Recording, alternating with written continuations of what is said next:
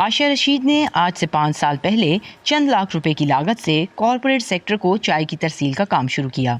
وہ کہتی ہیں کہ آڑت کا کاروبار کرنا ہرگز آسان نہیں، روزانہ بہت بھاگ دوڑ کرنا پڑتی ہے اور روایتی طور پر یہ کام مرد ہی کرتے آئے ہیں۔ پروکیورمنٹ سے لے کر آپ کی فائنانس سے لے کر آپ کے HR سے لے کر آپ کو ہر چیز خود مانیٹر کرنی پڑتی ہے، ہر چیز دیکھنی پڑتی ہے۔ پلس یہ چونکہ ہم number of thousands of products جو ہیں وہ آفر کر رہے ہیں کسٹمر کو، تو ہر پروڈکٹ کو دیکھنا، 1 by 1 ان کی ایکسپائریز کو دیکھنا، ان کی کوالٹی کو دیکھنا، پلس یہ کہ ان کی اویلیبلٹی کو دیکھنا، یہ ایک بہت بڑا بہت ٹف جاب ہے۔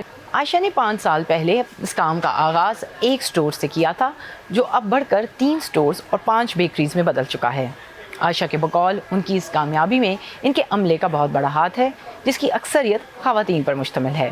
اسلام آباد اور راولپنڈی میں 8 سے زائد ایسے بڑے ڈپارٹمنٹل سٹور ہیں جن کی کئی شاخیں ہیں۔ یہاں روزانہ لاکھوں کا کاروبار ہوتا ہے، لیکن خواتین ملازمین کی موجودگی عموماً صرف میک اپ یا خواتین سے جڑی دیگر مصنوعات فروخت کرنے تک محدود ہوتی ہے۔ عائشہ کے سٹورز میں خواتین ہر ڈپارٹمنٹ میں کام کرتی نظر آتی ہیں۔ مجھے یوں لگتا تھا کہ اگر میں نے اسٹور بنایا یا میں اس فیلڈ میں آئی تو میں خواتین کو اور لڑکیوں کو، اور وہ بھی جو فریشرز ہیں، ان کو میں ضرور ایک چانس دوں گی کہ وہ آئیں۔ آئل کو جتنا اچھا وہ مینیج کر سکتی ہیں، اس کی اسٹیٹکس کو جتنا اچھا وہ دیکھ سکتی ہیں، کوئی بھی میل ممبر نہیں دیکھ سکتا ہے۔ اس سوچ کے نتیجے میں آج عائشہ کے کانسیپٹ سٹورز پر کام کرنے والے 80 افراد میں سے 50 سے زائد خواتین ہیں۔ ابھی تک میں نے جتنی جگہوں پہ جاب کی ہے، وہاں پہ سب سے زیادہ میں نے یہاں پہ ہی خواتین کو دیکھا ہے، اور اس وجہ سے یہاں پہ زیادہ کمفرٹیبل فیل ہوا ہے۔ اگر اسی طرح کی پالیسیز باقی سٹورز میں بھی ہوں تو وہاں پہ بھی بہت سی خواتین کو جاب کرنے کا موقع ملے گا۔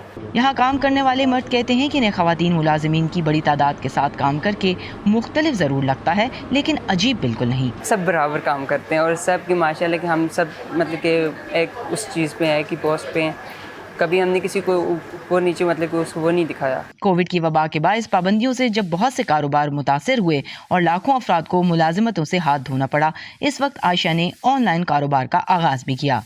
عائشہ رشید کا ماننا ہے کہ اگر وہ ریٹیل کا کاروبار چلا سکتی ہیں اور اس شعبے میں دوسری خواتین کے لیے جگہ بنا سکتی ہیں تو کوئی بھی کر سکتا ہے، صرف ہمت اور محنت کی ضرورت ہے۔ گیتی آرانیز، وائس آف امریکہ، اسلام آباد۔